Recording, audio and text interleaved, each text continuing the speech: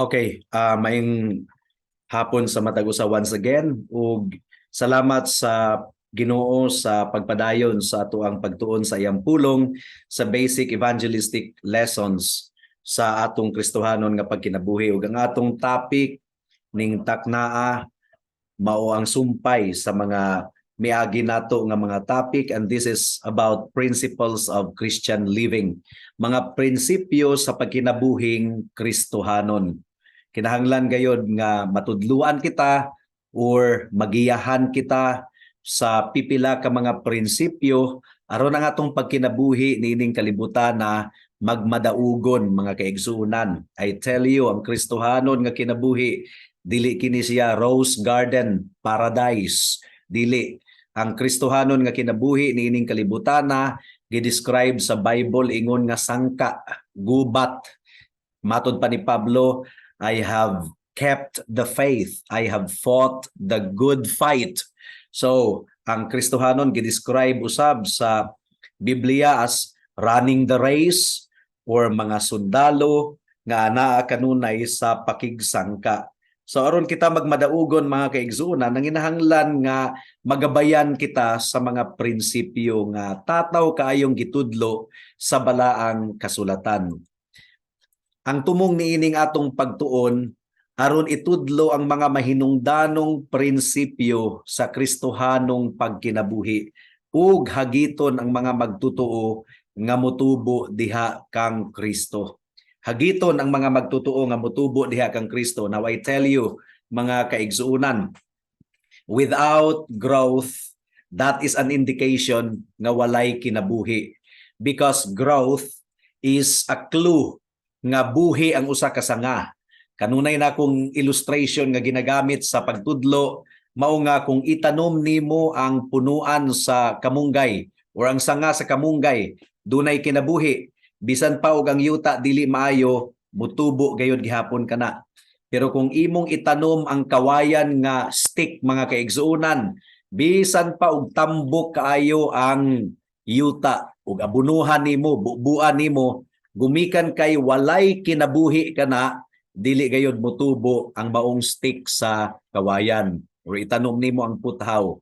So, ang hagit niini alang sa tanang mga magtutuo mga kaigsuonan nga kung tinuod nga aduna kitay spiritual life, kung tinuod nga aduna kitay espirituhanon nga kinabuhi, mutubo gayud kita.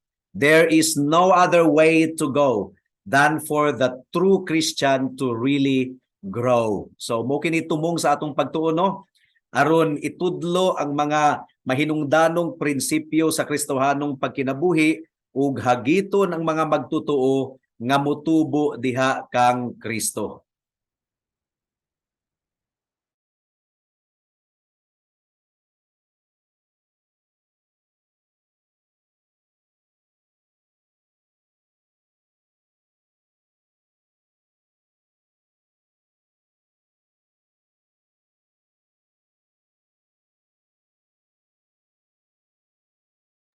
Okay, sorry for that intermission. Okay. Ang mga dunay mga introductory questions, no, mga pasiunang pangutana. Sa imong kasinatian isip Kristohanon, igsuon, unsa ang pinakalisod nga kasinatian? Unsa man ang pinaka-difficult nga experience nato isip mga Christians? Unsa ang pinakanindot ug makatagbaw nga kasinatian? You don't have to answer that, and I am sure na nga sa niining taknaa na malandong kita samtang atong nadunggan kini nga mga pangutana.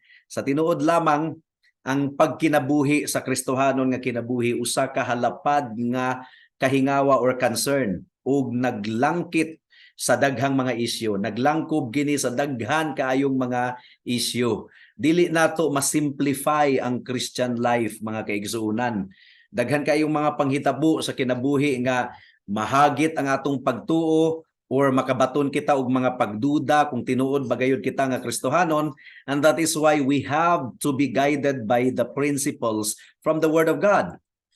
Apan makatabang ang pagtamod sa mga nagunang mga prinsipyo nga balikan kanunay Balikan kanunay sa usa ka Kristohanon. So, unsa man ang mahitabo sa atuang Kristohanon nga kinabuhi, we keep on coming back again and again sa mga prinsipyo nga gitudlo sa balaang kasulatan. So, unsa man kini nga mga prinsipyo? Una, ang prinsipyo sa pagpakigbisog, ang prinsipyo sa pagpakigbisog batok sa sala. Mo kini ang number 1 nga prinsipyo, mga kaigsunan. Ang tinuod nga Kristohanon nakigbisog batok sa sala. So ang warning, mga kaigsunan, ang uban nagrepresentar sa Kristohanong kinabuhi ingon nga pulos lamang mga panalangin ug mga kadaugan, health and wealth messages. Puro mga panalangin lamang ug kadaugan mao na ang ilang pag-present sa Christian life, but that is not true. Kasagaran musangpot kini sa pagkataphaw ug pagka-artipisyal sa Kristohanon, mga kaigsuunan. Taphaw lamang. Gumikan kay ang presentation sa Christian life, puro victory, puro kadaugan, pulos lamang panalangin.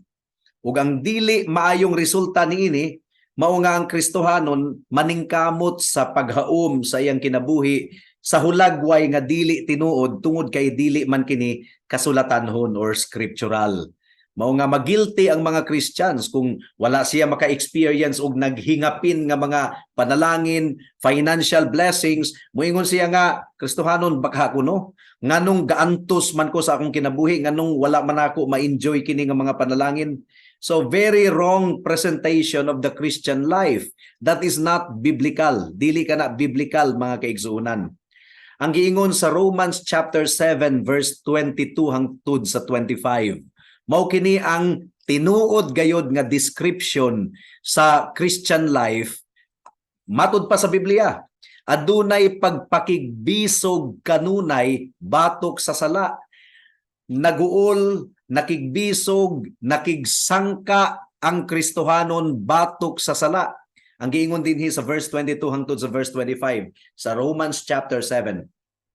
Gikahimutan ko ang balaod sa Dios sulod sa akong kasing-kasing. So mo kana ang pamatuod nga tinuod gayud nga Kristohanon si Pablo niining kapituluha. Doon naman ko'y moingon nga dili pa kuno Christian si Pablo sa Romans chapter 7. Paul was describing his life before as an unbeliever, but that's not true. Ang unbeliever dili gayud mahimuot sa balaod sa Ginoo sa sulod sa iyang kasing-kasing. But Paul says, gikahimutan ko ang balaod sa Dios sulod sa akong kasing-kasing.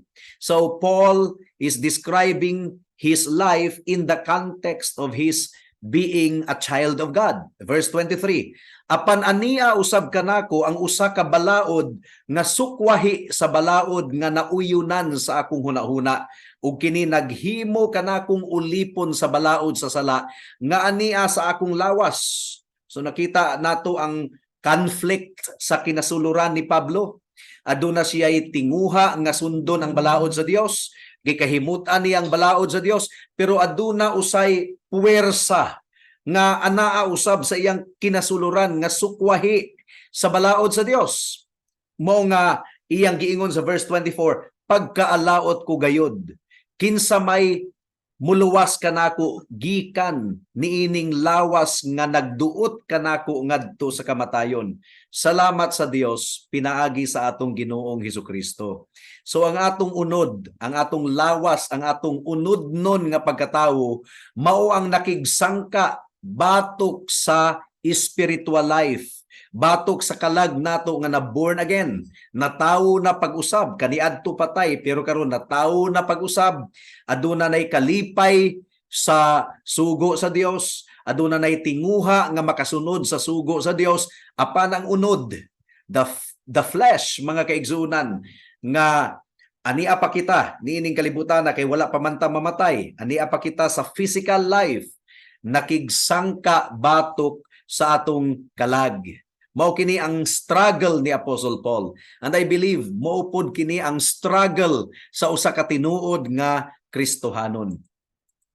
Ang giingon sa Romans chapter 7 verse 22 to 25, di ba, gidescribe ni Pablo ang iyang struggle niini. Matikdi mga kaigsuunan, ang Kristohanong kinabuhi kanunay nga nakabati sa managkontra nga gahom o presensya sa iyang kinasuluran. Ug ang resulta niini conflict. The Holy Spirit, His spiritual life, dictates that He will obey the Word of God. He will do what is right in the sight of God. Pero ang flesh, ang remaining sin, ang remaining corruption nga anausab sa iyang kinasuluran, nakigsangka batok sa espiritu.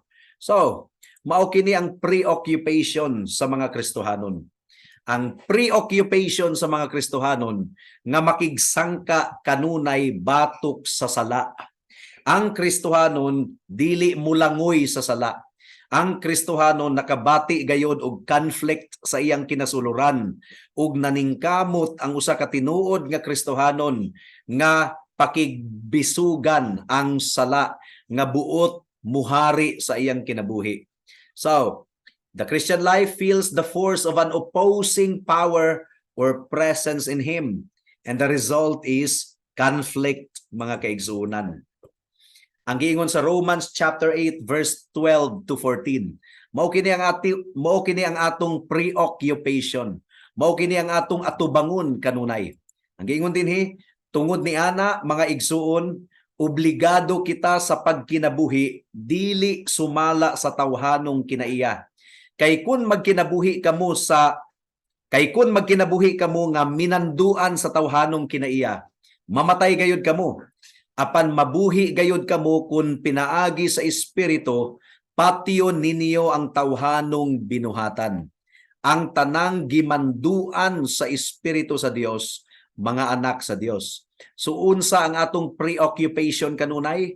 Naa sa verse 13.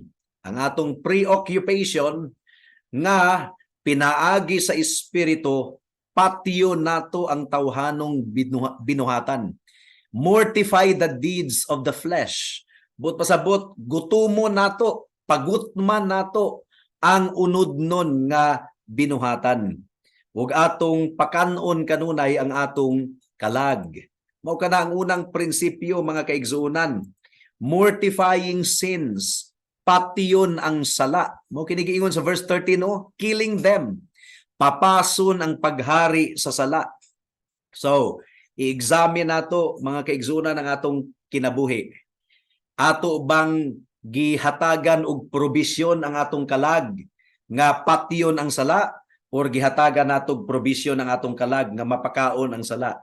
For example, kung ang kahuyangon nimo mao ang kwarta, unsaon man pagpatay sa sala nga mahimo kang dishonest when it comes to money matters, ay ayaw dawata ang posisyon nga tresurero. Kay mo man ang imong kahuyangon sa imong kinabuhi, ang kwarta. So do not accept the role of a treasurer. Kay sigurado gayud nga mahulog ka ana sa temptasyon. Mao man na ang imong identified nga weakness. So balibari kung dunay opportunity nga mahimo kang treasurer. Kay ngano, buot nimong patyon ang sala, dili nimo tulaan, dili nimo pakaunon, pagutmo nimo ang sala. For example, kung ang imong kahuyangon kining mga bastos nga mga unodnon nga mga salida, aw ang imong cellphone ayaw tauri og internet, kay basin og mahulog yun ka, mao man ang imong identified nga kahuyangon. So ayaw og langoy sa sala. Ang tinuod nga tawo nga minanduan sa balaang espiritu, aduna gayoy pagpakigbisog batok sa sala. Kaya ang dili tinuod nga Kristohanon mulangoy sa sala. Ang kining giingon sa Biblia nga sin of gluttony, kining niyang walay self-control sa food intake, aw kun kita minanduan sa balaang espiritu, atong hatagan og probisyon ang atong kalag nga atong mapagutman kana nga kahuyangon. So ayaw og labay sa McDonald's ug sa Wendy's burger ug bisag asa nga mga grabe kay nga mga pagkaon.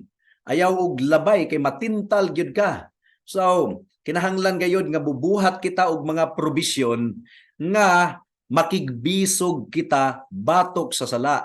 Remember, ang atong lawas, kung ikaw magtotoo, templo sa balaang espiritu, busa atong atimanon ang atong lawas. Daghan kayong mga tawo nga na set free, na kahilingkawas na, nalingkawas na gikan sa tanduay, gikan sa bino, gikan sa paghubog-hubog, pero wala pagihapon ma-set free sa hilabihan kadaghan nga soft drinks nga ang iyang lawas mahimong madaot, mga kaigsunan. Remember, we are the temple of the Holy Spirit and we have the obligation to take care of the body. Kining giingon sa Biblia nga, you shall not kill. Ayaw pagpatay. Naglangkob usab kini sa dili nato pagpatay sa atong kaugalingon softly, gumikan kay atong giabusuhan ang atong lawas, unya dili intentional ang atong pagkaon ug utan, ug dili pod intentional ang atong pag-inom og limpyo nga ilimnon. So, mo kini giingon sa Biblia nga mortify the deeds of the flesh. We are only stewards of our body ug wala tay katungod nga atong kamasaan ang atong lawas. Now, ikaduha, ang pag-ugmad sa maayong kinaiya. So dili lang nato patiyon ang sala, kundili ugmaro nato ang maayong kinaiya. Makapakgang lamang ang sala or mapakgang lamang ang sala kung atong ipahari ang opposite virtue. So kung ang imong kahuyangon pagdumot, mga kaigsunan, pagdumot, kining ni ang imong kasing-kasing gadumot sa mga tawo nga nakahatag nimo kasakit ni adtong unang panahon or sa una, kinahanglan nga atong patiyon ang sala sa pagdumot sa atong kasing-kasing ug atong tulaan ang ato ang kalag kanunay sa opposite sa pagdumot nga mao ang gugma. So, kinahanglan nga mo exercise kita og gugma, atong palambuon ang gugma sa atong kasing-kasing. Kung ang imong kahuyangon mao ang pagpasapasa og istorya, pagchismis, mga kaigsuunan, aw patiyon ang chismis, dili gayud mulabay sa mga lugar nga daghang mga chismoso ug chismosa, ug atong ugmaron ang maayong kinaiya. Ang opposite sa chismis mao ang kamatuoran. So maminaw ta kanunay og wali aron kita mutubo samtang atong giugmad ang maayong kinaiya, gipatay nato ang daotang kinaiya. Mo kini giingon sa Romans chapter 8 verse 12 to 14. Apan mabuhi gayud kamo kun pinaagi sa espiritu, patiyon ninyo ang tawhanong binuhatan. Patyon, but pasabot ayaw pabusuga, pagutmi kanunay. Ang pabusgo nato, mga kaigsuunan, ang maayong kinaiyahan. So, ang giingon sa 2 Peter chapter 1 verse 9, tungod niini paningkamuti nga ikadugang sa inyong pagtuo ang maayong pamatasan, ug sa maayong pamatasan ang kahibalo, sa kahibalo ang pagpugong sa kaugalingon, sa pagpugong sa kaugalingon ang pagka-mainantuson, sa pagka-mainantuson ang pagka-Diosnon, sa pagka-Diosnon ang inigsuong pagmahal, sa inigsuong pagmahal ang gugma. Kini mao ang mga hiyas nga iniyong gikinahanglan. Kung nagdagaya na kini diha kaninyo, mahimo kamong madasigon ug mapuslanon tungod sa inyong kahibalo, mahitungod sa atong Ginoong Hesukristo. Apan kadtong wala makabato niini, buta o halap ug nakalimot siya nga gipasaylo na ang iyang mga sala. So, ang hagit niini kanato, mga kaigsunan, kinahanglan nga atong atubangon ang atong kahuyangon. Lain-lain man og kahuyangon ang mga tawo, lahi-lahi og kahuyangon. Adunay mga tawo, adunay mga Kristohanon nga ang ilang kahuyangon kining kasuko nga dali rang musilaob. So kinahanglang patiyon kana. Ug ang gentleness and meekness mao ang pakanon, mao ang ugmaron. So lahi-lahi kita og kahuyangon, mga kaigsuunan. Dili uniforme ang Christian struggles sa mga katawhan sa Ginoo.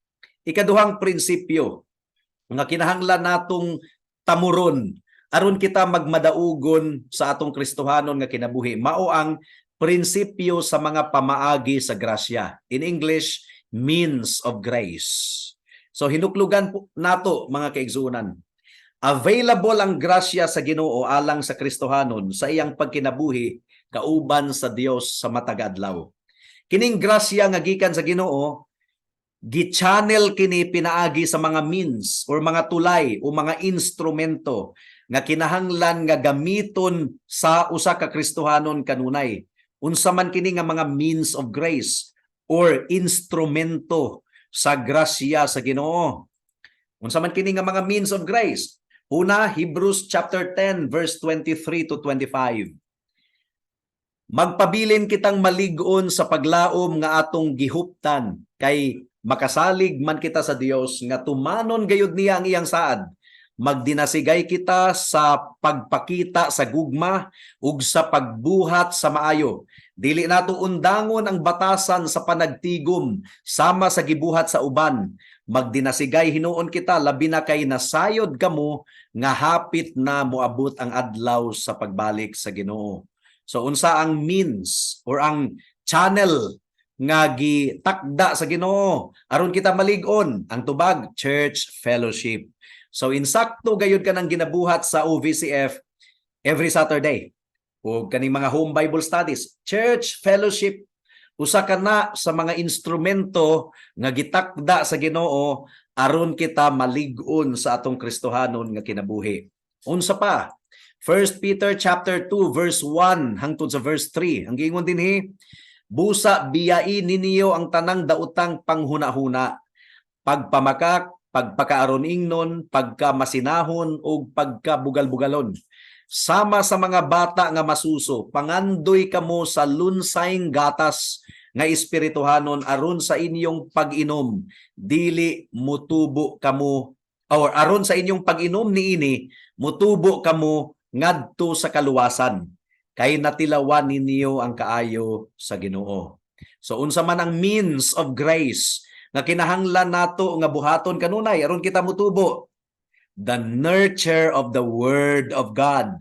Ang pagpakaon kanunay sa pulong sa Ginoo. Apil na niana ang pagpaminaw sa wali, kining maminaw nga dili naglatagaw ang atong una-una, nag-take down notes pa man gani as much as possible, o pagpamalandong sa pulong sa Ginoo, pagbuklat niini sa matag adlaw. Sama sa mga bata nga masuso, pangandoy kamo sa lunsayng gatas nga espirituhanon aron sa inyong pag-inom niini mutubo kamo ngadto sa kaluwasan, kay natilawan ninyo ang kaayo sa Ginoo. So tinuod kining giingon ni Pedro, nurture of the Word of God. Unsa pa? Unsa pa ang means nga kinahanglan natong obserbahan aron mutubo kita sa atong Christian life? James chapter 4 verse 2 hangtod sa verse 3. Ang giingon dinhi, gusto kamong manag-iyag mga butang, unya kay dili man ninyo maangkon, buot kamong mupatay. May gikaibgan kamo pag-ayo apan wala ninyo kini makuha, busa nakigbingkil ug nag-away kamo. Wala kamo makabaton sa inyong gitinguha, kay wala man kamo mangayo niini sa Dios. Ug sa dihang nangayo kamo, wala kamo hatagi kay dautan man ang inyong tuyo. Nangayo kamo aron lamang sa pagtagbaw sa inyong mga lawas nung kaibog. So, ang ikatulo nga means of grace nga kinahanglan natong buhaton kanunay mao kining prayer with paramount spiritual motives. Pag-ampo nga insakto ang motibo sa kasing-kasing. Motibo nga alang lamang sa kahimayaan sa Dios. So, mo kini ang prinsipyo sa mga means of grace, mga pamaagi sa grasya, mga tulay sa grasya. Gikan sa Ginoo atong maangkon kung kining mga tulay atong i-employ kanunay, atong tabukon kanunay, atong gamiton kanunay, mga kaigsunan, mga channel, mga pipes.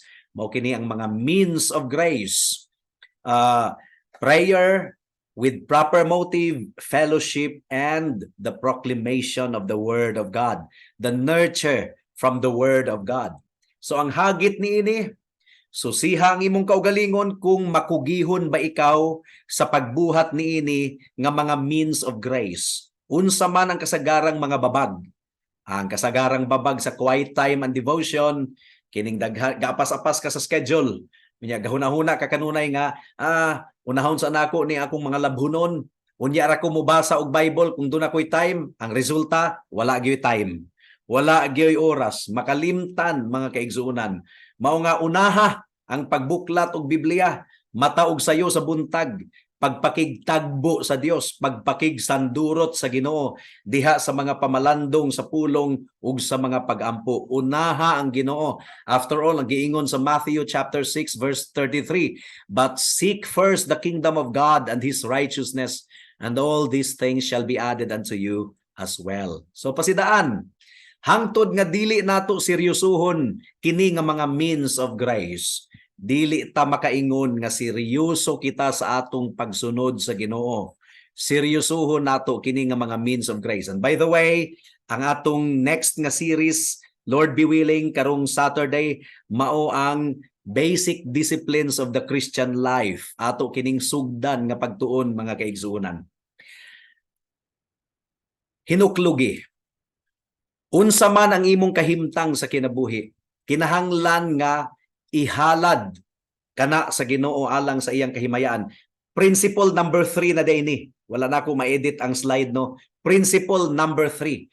Prinsipyo sa panginabuhi dinhi sa kalibutan. Ang ikatulo nga prinsipyo mao ang prinsipyo sa panginabuhi dinhi sa kalibutan. Ang una nga principle is the principle of warfare against sin. Ikaduha nga principle, the principle of the means of grace.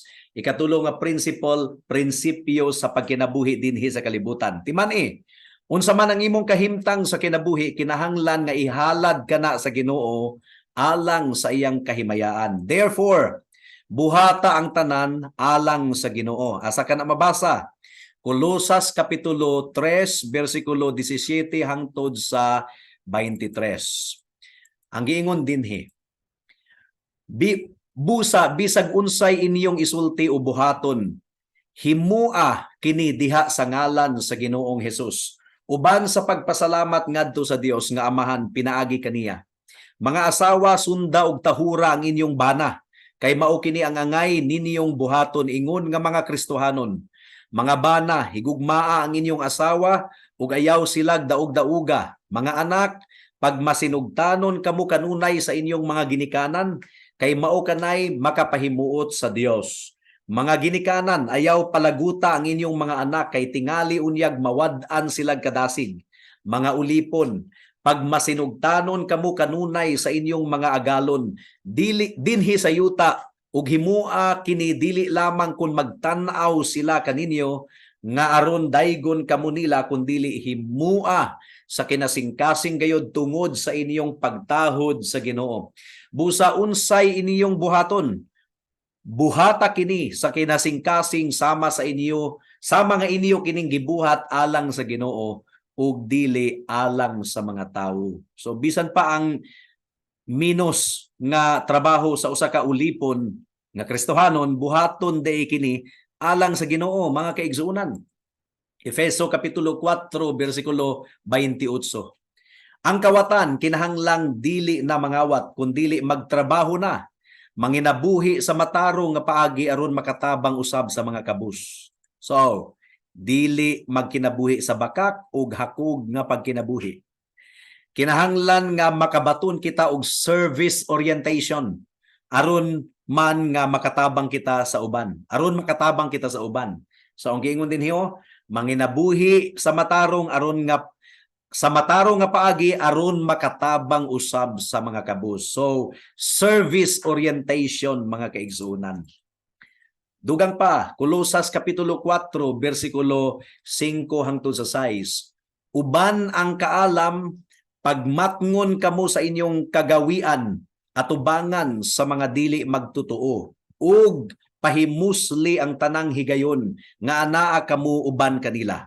Kinahanglan nga ang inyong sinultihan kanunay makapahimuot ug makapadasig aron makatubag kamo sa husto sa mangutana kaninyo. Ang buot ipasabot niini, mga kaigsuonan, huna-hunaon nato kanunay ang atong testimony atubangan sa mga dili magtutuo.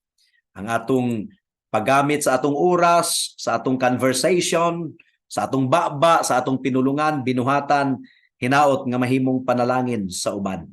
So ang hagit niini, asa nga bahin sa Kristohanong pagkinabuhi, ang nakita nimo nga nanginahanglan og dugang nga pagsidlak. dili kini applicable sa mga unbelievers. Ang mga unbelievers nagkinabuhi ragayod sa sala tubangan sa Ginoo. They don't have any desire for the will of God to be accomplished in their life. Usa kini ka katuyuan lamang sa tinuod nga Kristohanon. They want to obey the word of God. They delight in the word of God. Pero adunay gubat sa ilang kinasuluran. Ug mao nga ang ilang concern, mao nga patyon kanunay ang sala. Usa pa nga concern, mao nga i-employ ang mga means of grace aron ang panalangin sa Ginoo, ang grasya mudagayday sa atong kinabuhi ug ang principle sa Christian living, Christian vocation pag kinabuhi nining kalibutan na mahimong panalangin sa uban. The unbelievers don't have that kind of motive. Ang ilang motibo mao nga magkinabuhi sa sala, kaugalingon ra gyud ang hunahunahon, kinahanglan maghinulsol sa sala ug mudangop kang Kristo alang sa kaluwasan. Musalig sa iyang dugo ug pagkamatarong alang sa kaluwasan. Mutawag kaniya aron maluwas.